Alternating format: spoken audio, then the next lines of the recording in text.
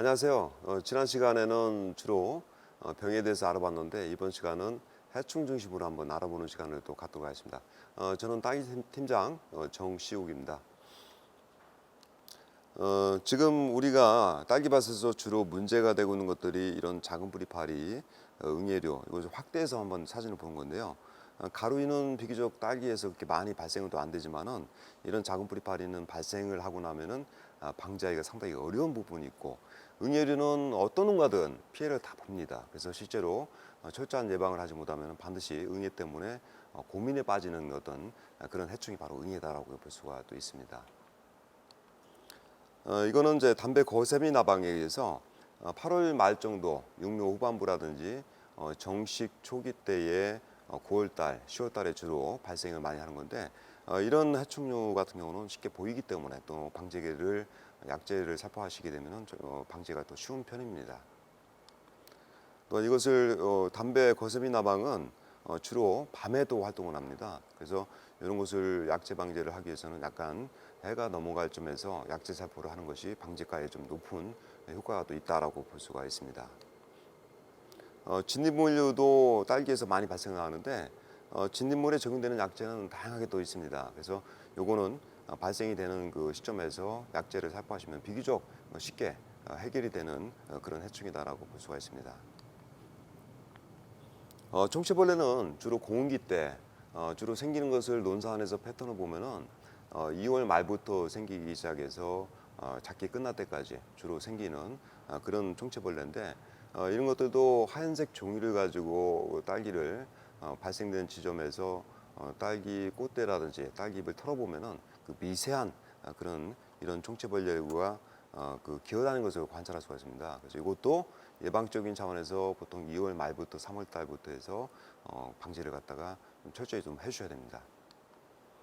그럼 가장 이제 최근에 한 5년 정도 문제가 많이 됐던 해충이 이런 작은 뿌리 파리류가 딸기 고솔 재배가 증가하면서 내부 습도가 뿌리 근부에서 습도가 높을 때의 발병도가 높아지는 건데 이런 작은 뿌리 파리는 유충이 딸기 밑에서 근부에서 뿌리를 가야 하기 때문에 약제를 투입하기도 어렵고 방제하기도 사실 어렵습니다. 그래서 이것은 다차원 방제를 통해 가지고 또 이것을 예방을 또 할 수가 있겠죠.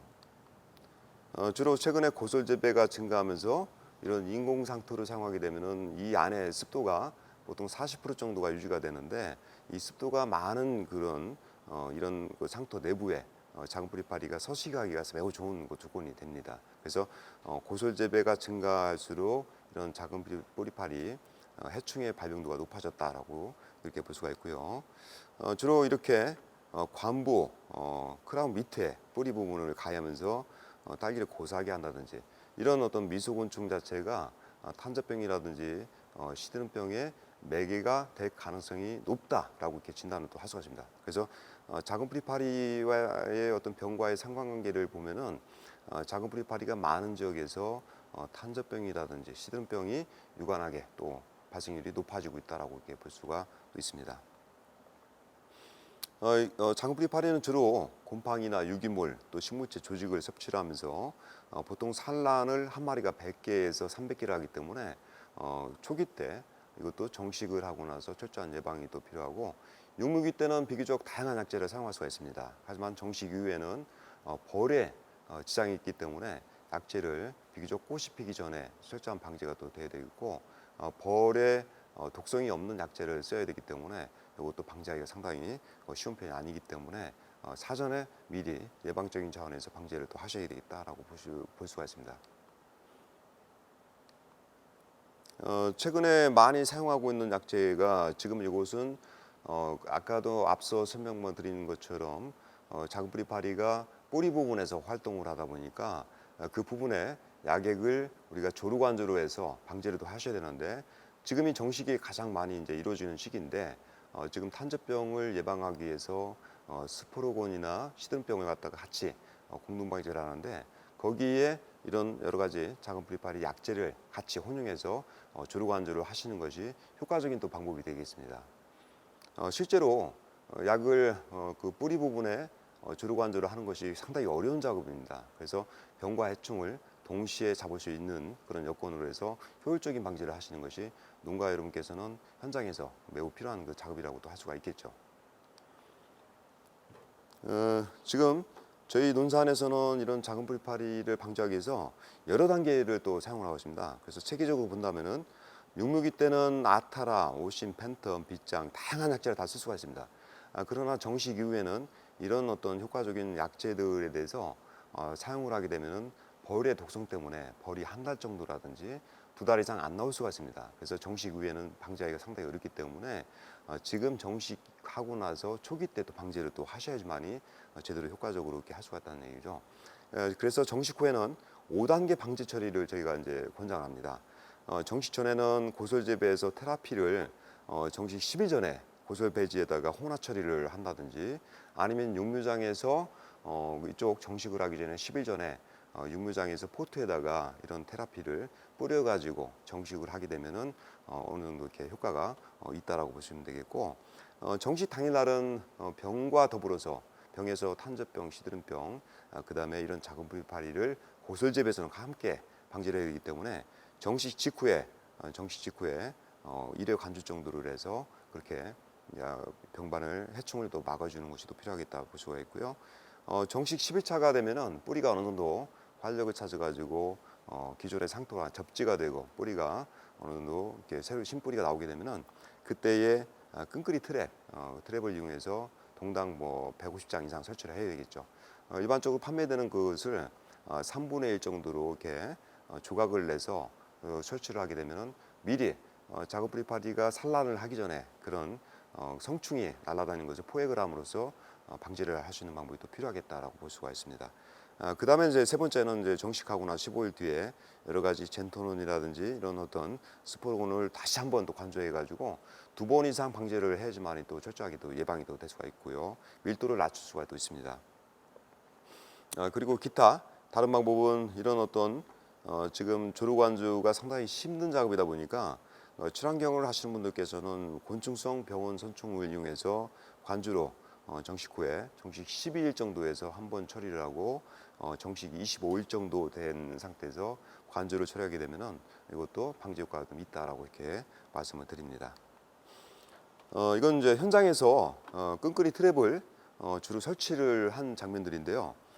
작은 뿌리파리가 비행 특성이 한 번에 멀리 비행을 하는 게 아니라 근처로 해서 톡톡 튀듯이 그렇게 비행을 합니다. 그래서 딸기 잎이 있는 곳에서 약 한 25cm 정도 공간을 띄워서 그것을 설치를 해주는 방법을 많이 쓰는데, 요즘에는 이 딸기 잎과 잎 사이에 그냥 여러 가지 젓가락이라든지 그걸 이용해서 요거를 3등분해 가지고 설치를 하는 경우도 많이 있습니다. 그렇게 해서 초기 때 정식하고 나서 10일 정도에 설치를 하는 것이 맞겠다라고 저희는 봐주는 거고요. 그렇게 하셔야 될 것 같습니다.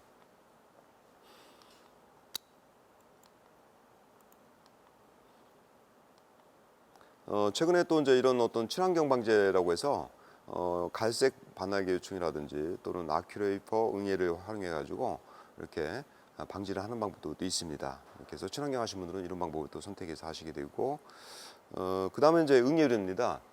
응애류는 딸기를 하든 과수를 하든 대부분 모든 농가들이 응애 때문에 고전을 면치 못하는데, 응애는 잠시만 방심하게 되면 밀도가 매우 높아집니다. 그래서 육묘기 때 후반기 때의 응애에 대한 약제를 또 철저히 방지를 하셔야 되겠지만은 정식 후에도 일화방 개화가 되기 전까지 한 달 정도의 시간이 되는데, 그 사이에 응애류에 해당되는 약제를 적어도 3, 4일 이상 살포를 하셔야지만이 응애를 갖다가 예방할 수가 있다라고 볼 수가 있습니다.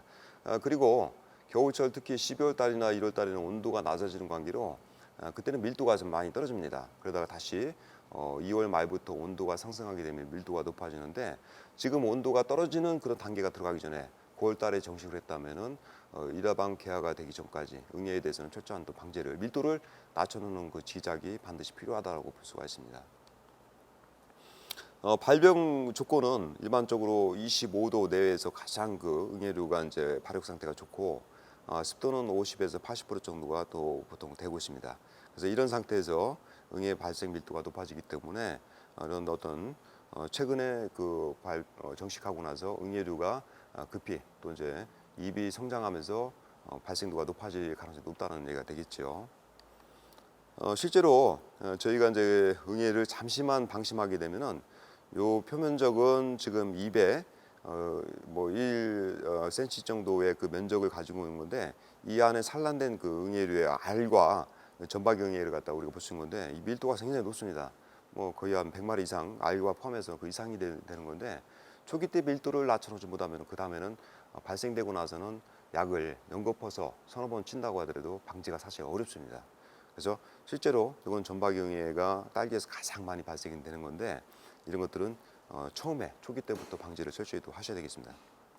뭐 차응애류도 일부 또 발생을 또 하고 있고요. 그다음에 이렇게 참원증에 대해서도 이제 이것이 매우 작습니다. 작아서 저희들도 이것을 검출하는데 매우 어려움이 있는데, 보통 이런 참원증애가 한두 마리가 가해를 하게 되면은 독성 때문에 입에서 이렇게 요철 현상이 또 생깁니다. 그래서 입이 정상적인 색깔을 띠지 않고 요철이 되면서 진녹색으로 변하는 경우가 있는데, 이것도 역시 인근에서 풀밭에서 딸기밭으로 이렇게 전이가 되는 경우도 많기 때문에, 특히 시설하우스에서는 그 갓줄 가장자리부터 해서 발병이 되는 경우가 있고, 군데군데 생기다가 나중에는 방제를 하지 않게 되면은 전체가 이렇게 발생도가 높아지는 경우가 있습니다. 그래서 이런 경우는 다른 생리적인 장애로 오해를 하시는데, 참원제 응애에서 피해를 입은 거다라고 이렇게 판별하시고 응애 약제를 제때 또 하셔야 되겠습니다. 일반적으로 전박이 응애 피해와 참원제 응애 피해를 갖다가 이렇게 구분한 건데요. 이것이 요철 현상이 좀 심하죠. 그래서 이것도 응애한 일종이 의해서 발생이 되는 거다라고 볼 수가 있습니다. 저희들도 사실은 뭐 딸기를 육묘장을 가지고 있고, 과거에는 과수를 전부 다 실험 재배를 해봤는데, 가장 어려웠던 것이 병보다도 저는 응애라고 생각합니다. 그래서 딸기 농가들 대부분 다 아시지만은 응애만큼은 철저한 예방을 하지 않으면은 나중에 피해를 보신다는 생각을 하시고, 초기 때부터 해서 철저한 그 컨트롤도 하셔야 되겠습니다. 이 포장은 지금 이제 처음에 잠깐 방심한 틈에 정식하고 나서 약 한 20일, 25일 정도 경과된 건데, 잠시만 방심하면 이렇게 군대에서 부분에서 응애 발생도가 쭉 퍼져나가는 현상을 또 볼 수가 있습니다. 그래서 이렇게 잠시만 방심하게 되면 응애 때문에 피해가 크다는 거고, 이런 것들은 이제 주로 사용되는 약제는 주로 이렇게 많은 약제가 또 있습니다. 그래서 사용을 우리가 같은 약제를 계속 돌려쓰게 되면 응애도 저항성이 오기 때문에 계통을 달리하는 약제를 돌려가면서 방제를 또 하셔야 되겠고, 특히 개화가 되고 나서는 벌을 투입합니다. 우리가 벌을 수정을 위해서 벌을 투입하는데, 응애 약제 중에서는 일부 약제 중에서는 벌의 독성을 가지고 있기 때문에 벌이 이제 활동하는 시기에는 또 치지를 못하는 경우가 있습니다. 그래서 이 또한 응애도 개화가 되기 전에 철저한 방제를 또 해주셔야지만이 효과적인 어떤 방제가 되겠습니다. 다음은 딸기 선충입니다. 딸기 선충에 대한 피해는 과거에 토경 재배를 하신 분들이 피해가 상당히 높았습니다. 저희가 이제 그 한 5년 전에 우리 논사하는 딸기를 재배하는 토경 재배 농가들을 분석해 보니까 거의 45% 정도가 이제 이런 선충, 특히 이제 선충이 발병이 돼 있었고, 그 중에 피해가 심했던 농가들이 한 10% 내지 15%는 이 선충 때문에 어떤 생산량에 보통 20% 정도가 감소되고 있었다라고 이렇게 보고 있습니다. 그래서 이런 선충은 열에 상당히 약합니다. 그래서 토경 재배를 할 때 열 소독을 한다든지, 고설 재배를 할 때도 잎선충이라든지 뿌리옥 선충이 발생될 수가 있기 때문에 배드 소독을 갖다가 열만 조금 높여 주시게 되면은 방제를 상당히 좀 수월하게 또 할 수가 있기 때문에, 그렇게 여러 가지 방법을 또 동원할 수가 있겠어요. 지금 보시면은 입에서 이렇게 선충이 발생되게 되면은 입에서 요철 현상이 또 발생을 합니다. 이렇게 해서 입선충이 요즘에는 가장 많이 이제 발병이 되는데, 이거는 뭐 이제 지하부에서 발생이 됐던 뿌리 관련된 뿌리썩이 선충이라든지 뿌리육 선충에 대해서 이렇게 종류가 다양하게 또 발생을 하고 있습니다. 그래서 이제 딸기 입선충이 이제 생기게 되면은 이런 어떤 조직에서의 내부에 또 여러 가지가 이제 이게 침투를 하게 되는데, 이런 것처럼 이제 정부 우세성이 사라지다 보니까 여기 뿌리 부분에서 여러 개의 그런 어떤 지금 입이 발생을 한다든지 꽃대가 더 올라온다든지 이런 현상이 또 있습니다. 그래서 농가들은 이것을 갖다 미나리병이라고 이렇게 부르기도 합니다. 그래서 요거는 선충에 의한 피해인데, 사전에 정식을 하기 전에 충분한 방제를 또 예방을 갖다가 하시고 나서 토양 소독, 그다음에 이제 고솔 재배는 상토 소독을 하시면은 피해를 경감할 수 있다라고 이렇게 볼 수가 있겠죠. 네, 이건 전부 다 이제 마찬가지입니다.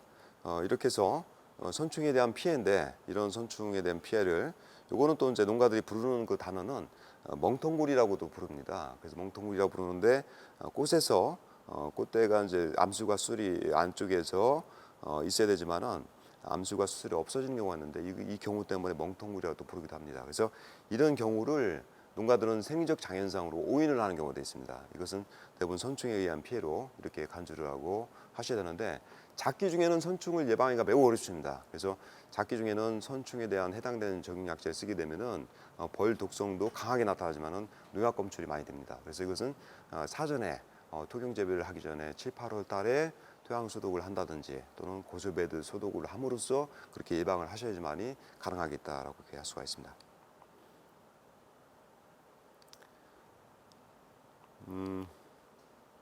이건 뭐 이제 우리가 선충이 조직 내부로 이렇게 침투를 해가지고 우리가 여러 가지를 그 시약을 통해서 검출해서 확인할 수 있는 그 장면들인데 이런 어떤 선충들이 조직 내부에도 이렇게 존재를 하기 때문에 나중에는 그 조직에서 이상 반응이 또 오기도 하고 아까 미나리병처럼 그런 현상이 생기기도 하고 다양합니다. 그래서 이런 것들에 대해서는 방제를 초기 때 하지 못하면은 그 다음에는 작기 중에는 방제하기가 좀 어려움이 있으니까 철저한 예방적인 차원에서 해주시면 좋겠다라고 볼 수가 있습니다. 그리고 이건 과거에 앞서 설명드린 대로 저희가 이제 2번 정도에 거쳐 가지고 2010년도 초기 때 한 번 했고 한 5년 전에 저희가 조사를 했을 때 상당히 대부분 농가들에서 피해를 많이 보고 있다는 사실이죠. 그 40농가를 조사하게 되면 그 중에서 13농가는 뿌리육선충이 발생됐고 뿌리썩이 선충은 뭐 52% 정도 농가에서 발생을 하고 있고 그 다음에 두 개가 같이 발생되는 경우는 11%. 그래서 대략적으로 50% 이상이 넘어간다라고 보시면 되겠습니다. 최근에는 조금 더 저희가 교육을 함으로써 40%대로 낮췄지만은 그래도 철저한 방제를 하셔야겠다라고 볼 수가 있습니다. 뿌리선충에 대해서는 앞서 설명드린 대로 딸기의 도관 조직까지도 침입을 하기 때문에 나중에 넌너 발생이 불량이 간다든지 과실의 착생이 약간 변형이 되는 경우가 있습니다. 그래서 그런 현상이 생리적 장애 현상과 많이 이제 혼동이 되는 경우가 있고 이런 것들은 녹비 내마장황이라든지 이런 것을 파종해서 심게 되면은 선충에 대한 억제 물질이 나오기 때문에 그것을 예방할 수가 있고 반드시 태양열 소독을 적어도 매년 하시는 게 좋습니다. 그리고 그것이 작업이 쉽지 않기 때문에 적어도 2년에 한 번 정도는 반드시 하셔야 되겠다라고 이렇게 볼 수가 있습니다. 그리고 고솔 재배는 매년 해주셔야지만이 효과가 좀 더 증폭되겠다 이렇게 설명 말씀드립니다. 그리고 이런 태양열 소독은 단지 선충만을 위한 것이 아니라 병해충에서 병 분야에서 설명드린 대로 탄저병과 시드름병에 대해서 같이 소독과 예방을 하는 거기 때문에 해주시는 것이 매우 딸기를 재배하는 데서는 중요한 그 기작 중에 하나가 되겠습니다. 보통 이런 선충은 열에 매우 약합니다. 43도 정도에서 어느 정도 이렇게 시간이 경과가 되면은 박멸이 됩니다. 그래서 온도에 상당히 약하기 때문에 우리가 토양 소독을 할 때 저희가 이렇게 실전에서 하게 되면은 60도 가까이 올라갑니다. 그래서 그 정도 온도면은 상토, 고솔 재배 상토에서는 거의 박멸이 되고 토경 재배에서도 상당 부분 방제가 또 되기 때문에 반드시 그것을 해줬으면 좋겠다라는 말씀을 드립니다. 실제로 내마장황을 저희가 파종을 해서 크는 속도를 한번 제가 봤어요. 그래서 6월 5일 날 다소 늦었죠. 이거보다는 조금 빨리 하시는 게 좋고 5월 한 20일 정도 파종을 해서 6월 5일 정도가 되면은 이렇게 내마장황이 올라옵니다. 올라오고 나서 수분을 계속 주게 되면은 이렇게 7월 1일자, 7월 15일자, 7월 25일이 되면은 뭐 하우스 높이가 표고가 낮은 거는 거의 2m 가까이 뭐 1.5m 이상 크는 거기 때문에 이렇게 해서 이 내마장황이라는 것은 뿌리 부분에서 선충에 대한 억제 효과가 좀 있고 이것은 유기물도 수용이 됩니다. 그래서 이런 방법을 사용하셔도 괜찮겠다. 그래서 이렇게 노타리를 갖다가 제초를 한 다음에 노타리 작업을 해서 부숙을 시키는 것도 좋은 방법 중 하나입니다. 수단그라스는 다분히 늦더라고요. 늦어져서 이것을 뿌려가지고 정식기 때까지 맞추기 어렵기 때문에 가급적 내마장황을 많이 쓰는 방법이고 이 방법이 어렵다면은 볏짚만 넣어도 사실 효과가 있습니다. 볏짚을 동당 1.5톤 정도 내지 1톤 정도 범위까지 넣으시게 되면은 그것도 똑같은 어떤 뭐 유기물 공급 시용이 되면서 태양열 소독을 할 때 온도에 의해서 효과가 있기 때문에 물론 이제 기존에 그런 앞서 설명드린 대로 내마장의 어떤 뿌리에서의 선충 억제 효과는 같이 이루지 못하더라도 온도에 의해서 충분히 예방을 또 할 수가 있는 방법이 되겠습니다. 저희 이제 과거에 포장해서 저희가 이제 유기물을 사용하지 않고 비닐만 이렇게 덮어놓고 물만 줘도 50도 이상 올라간다는 것을 저희가 이제 직접 한번 제가 현장에서 찍었던 사진들이고요. 네, 그런 방법이 또 많이 있습니다. 실제로 왼쪽에서 그림에 보시면은 선충 피해가 심했던 농가에서 매년 이런 것이 선충 때문에 문제지만은 소독을 하지 않았기 때문에 매년 같은 심게 되면은 딸기 수확량이 확실히 일반 농가에 비해서 절반도 안 되는 경우가 더 많이 있었습니다. 그래서 이 농가를 이런 녹비 작물을 시용하거나 또 태양열 처리를 함으로써 정상적인 생육을 갖다 보임으로써 기존의 생산량의 2배 이상 올렸던 그런 그 실험도 또 있고요. 그래서 토양은 철저하게 또 소독 관리를 하셔야 되겠습니다.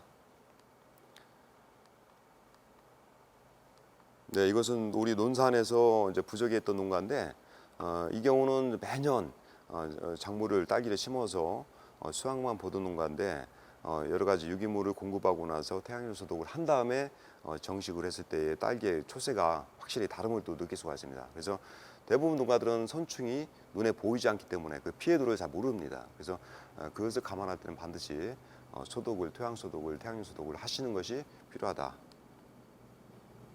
또한 이제 고솔 재배할 때는 대부분 고솔 베드는 그 토양의 깊이가 낮습니다. 부피가 적습니다. 그래서 그런 경우는 최근에 농가들이 가장 많이 선호하고 있는 것이 그 태양열 소독입니다. 그래서 물을 담아가지고 하이딘 필름, 쉽게 투명 필름을 갖다가 밀봉을 해놔도 그 안에 배지 온도가 60도가 올라갑니다. 60도가 올라가면은 일반적으로 시드름병에 대해서는 방제가가 이제 보통 99% 이상 나오기도 하고 선충은 거의 박멸이 됩니다. 그래서 거기다 효과를 더 보기 위해서 이제 소일킹을 사용하기도 하는데 그런 방법에 대해서 잠깐 설명을 또 드리도록 또 하겠습니다. 그리고 이런 과추산 같은 경우도 많이 쓰는데요. 이런 것도 이제 정식하기 보통 3일 전에 배지 소독이 안 된 경우는 과추산을 쓰기는 하는데 효과가 이제 좀 약간 떨어지겠죠. 그래서 태양열 소독이나 그런 소독보다는 약간은 떨어지는 방법이다라고 볼 수가 있고, 하지만 이제 급한 대로 또 이기작을 하시는 분들이 많이 있습니다. 딸기와 상추를 하시는 분들이 있고, 그런 분들은 소독할 수 있는 시간이 여유가 안 되면은 이렇게 페론산을 이용해서 이제 소독을 하기도 합니다. 뭐 소일킹 같은 경우는 이제 지금 이것은 방법에 대해서는 많이 설명을 드렸기 때문에 소일킹을 투사를 하고 나서 이렇게 밀봉을 하고 나서 적어도 15일, 20일 정도는 이렇게 하우스를 밀폐를 하셔야 됩니다. 그리고 그 시기가 지나면 충분히 환기를 할 수 있는 시간이 보통 열흘 정도 계산하면은 25일에서 30일 정도의 어떤 처리를 열 처리, 아까도 태양열 소독과 병행해서 하시면은 상당히 효과가 좋겠다라고 하고, 이건 이제 방제가가 이제 매우 높습니다. 그래서 이렇게 하시는 방법이 또 있고요. 다만 이 소일킹을 쓸 때는 주의할 점이 있습니다. 소일킹을 사용할 때 이런 것들이 네탐스든 제품들은 어독성이 강합니다. 그래서 딸기 정식 포장을 소독을 하는데 그 기계, 물을 주는 그 기계에서 육묘장으로 조금이라도 흘러 들어가게 되면은 육묘장이 전멸하는 경우가 많습니다. 그래서 그 소일킹의 성분이 육묘장의 그 작물을 재배하고 있는 곳에 들어가지 않도록 철저하게 관리를 또 하셔야 됩니다. 근데 대부분 그런 어떤 사례들이 빈번하게 발생한다는 얘기죠. 그래서 이 약제를 쓸 때는 약제가 생육적인 포장에 들어가서는 안 된다. 조금이라도 들어가게 되면은 작물의 타격이 매우 큽니다. 그래서 그것을 주의해서 또 사용을 하셔야 되겠죠. 그래서 가장 권장하는 안정적인 방법은 그냥 저희가 논산에서도 효율적인 방법, 고솔 배두의 상토는 깊지가 않습니다. 그 깊지가 않기 때문에 적은 부분이기 때문에 우리가 물을 담수해 가지고 이렇게 투명 필름을 설치하게 되면은 하우스 공간 온도, 하우스를 내부를 단동을 내려놓게 되면은 하우스의 공간 온도는 70도까지 육박을 합니다. 그리고 이 배지의 온도는 보통 60도 이상 올라가기 때문에 이 안에서 탄저병과 시드름병이라든지 선충 같은 것도 대부분 다 거의 99%까지 박멸이 되기 때문에 그런 안전한 방법을 또 쓰기도 합니다. 이건 뭐 이제 병해충 방지 포인트는 한번 이제 자료는 앞서 설명드린 대로 제가 블로그에다가 공유를 하기 때문에 나중에 보시면 또 될 수가 있고요. 대부분 이제 9월 달에 뭐 혼용할 수 있는 약재가 있는데 혼용에 대해서는 정확하게 저희들도 일반 현장에서는 발견이 되지만은 공식적으로 발표가 되지 않기 때문에 이 부분에 대해서 공식적인 자료만 저희가 이제 여기서 화면상에는 담아 놓습니다. 이런 어떤 병해충 방제력에 대해서 주로 딸기 시험장의 남명 박사님이 주로 방제력에 대해서 많이 우리 딸기 농가들한테 보급한 건데 이런 것들을 참고해서 또 보시면 도움이 되겠다. 그래서 약재가 어느 시기 때 어떤 약재가 들어가면 효율적인 것이 되겠는가 거기에 대해서 이런 방법을 좀 더 참고해서 이것도 공유를 또 하겠습니다. 그리고 이것은 이제 실전적인 부분에서 고설 재배를 하시는 분들이 약재 방제 체계를 어떻게 가야 될 거냐라는 것에 대해서 일반적인 그 선농가들 중심으로 해서 약재 방제를 잘 하시는 분들의 경우를 데이터를 뽑아서 그런 경우의 수를 가장 방제를 잘하면서도 적용 약재를 쓰는 것을 조사를 해가지고 이렇게 순서별로 제가 이제 적어놓은 게 되어 있습니다. 그래서 이 내용이 상당히 길고 약에 대한 특성에 대해서 설명 말씀이 길기 때문에 이것도 공유 자료를 이렇게 올려놓도록 하겠습니다.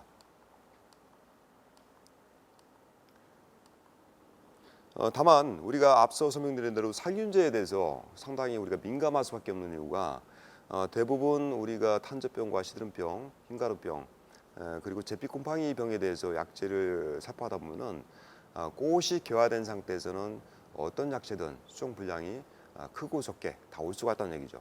그리고 더군다나 약재를 치는 것이 동절기 때 12월 달하고 2월 달 동절기 때에 치게 되면은 내부에 결로가 많이 생깁니다. 그래서 온도가 낮은 상태에서 내부 습도가 높을 때는 약해가 대부분 온다는 사실이죠. 그래서 그런 부분 때문에 살균제를 살포하실 때는 귀하기 때는 가급적 피하셔야 되겠고 약을 친다면은 가급적 약액이 빨리 마르게끔 하셔야 되고 그리고 딸기만큼은 그 동절기 때 쓰는 약재들은 침투 이행성 약재라든지 그런 것들 살포도 되지만은 확산제나 또는 여러 가지 증액제를 갖다가 별도로 넣을 필요는 없습니다. 그래서 약해를 줄이는 방법이 굉장히 어떤 농가들의 현장에서는 필요하다. 그래서 약의 효과성을 100% 누리기 위해서는 뭐 침투 이행제를 넣는다든지 첨가하든지 하면 좋겠지만은 그 약해 발생 때문에 가급적 동절기 때만큼은 약을 치고 나서 다중 운용도 피하셔야 되겠고 약이 가급적 빨리 말리게끔 하시게 되면은 약에 의한 피해가 줄어든다는 얘기가 되겠죠. 그래서 여러분들께서도 많이 쓰시는 약재 중에서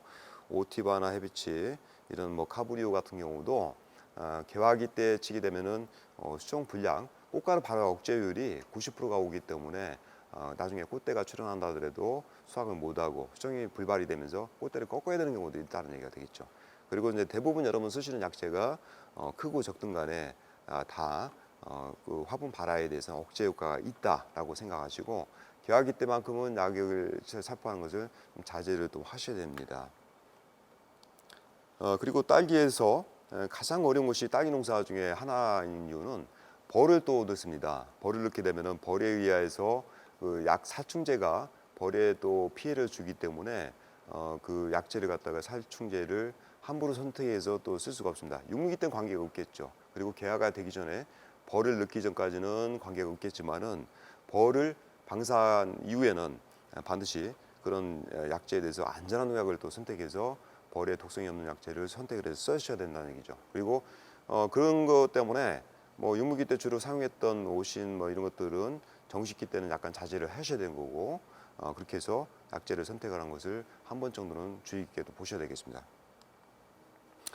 조류관조의 필요성에 대해서도 아까 말씀드렸지만은 조류관조는 우리가 잎에다가 줄기에다가 경협 처리를 하는 경우도 있지만은 요 관부에 충분히 물이 묻게끔 관부에 묻게끔 뿌리 부분에 그런 양액이 그 우리가 농약이 살포가 되게끔 이런 조류관조도 필요하다. 여기 그림상 보면 제가 이제 시원하게 해서 일부러 이렇게 한 건데 관부 부분에 바로 이렇게 그 약이 들어가면 괜찮습니다. 관부 부분하고 그렇게 하셔야 되고 이것은 제가 이런 방식으로 치게 되면 약간 양량이 좀 많죠. 그래서 이렇게 조류관조를 통해서 약을 쳐야 된다는 것을 저희가 말씀드리기 위해서 이렇게 연출을 한 거고요. 참고하시기 바랍니다.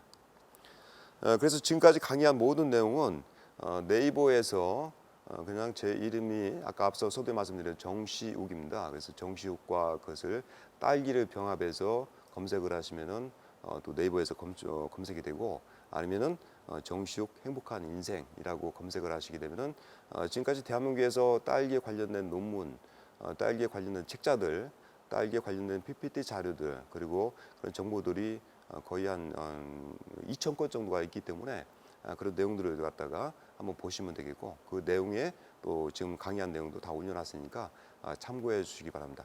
자, 대단히 감사합니다.